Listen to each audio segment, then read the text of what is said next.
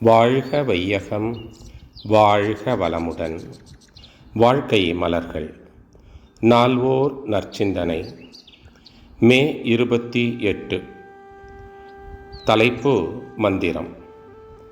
மனம் ஓர்மை நிலையில் எப்பொருளை தீவிரமாக நினைத்தாலும் அப்பொருளாகவே மாறிவிடுகிறது.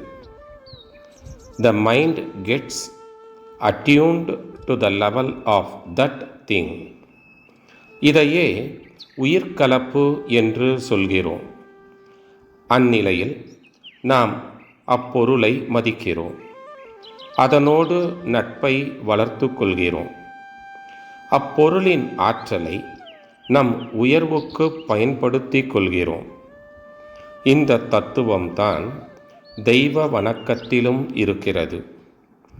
ஹிந்து நாகரீகத்தில் இதை மந்திரம், யந்திரம், தந்திரம் என்பார்கள்.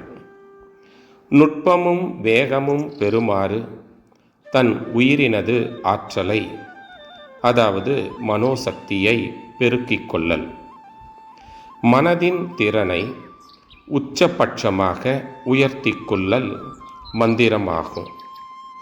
நாம் தவத்தினால் இதை சாதிக்கிறோம்.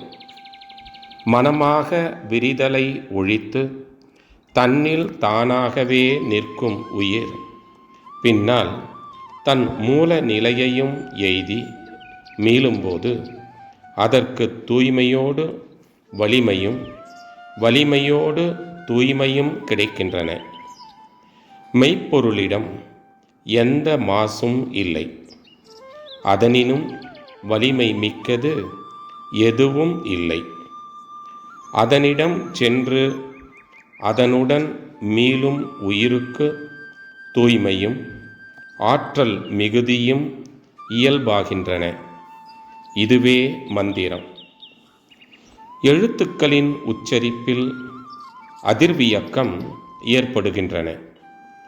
ஒவ்வொரு அதிர்வியக்கமும் உயிரினிடத்தில் ஒவ்வொரு மாறுதலை உண்டு பண்ணுகின்றன. எனவே ஒவ்வொரு எழுத்துக்கும் ஒவ்வொரு தன்மை உண்டு. இதை துல்லியமாக கணக்கிட்டிருக்கிறார்கள். இவற்றில் பீஜாட்சரம், வீரிய எழுத்துக்கள் என்று சில இருக்கின்றன.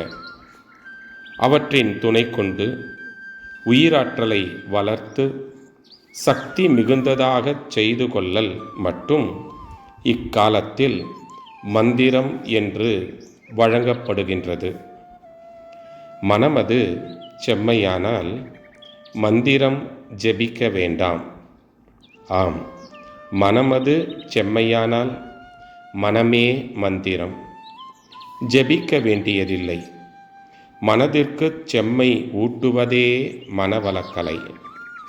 அருட்தந்தை. வாழ்க வளமுடன். தொடரும்.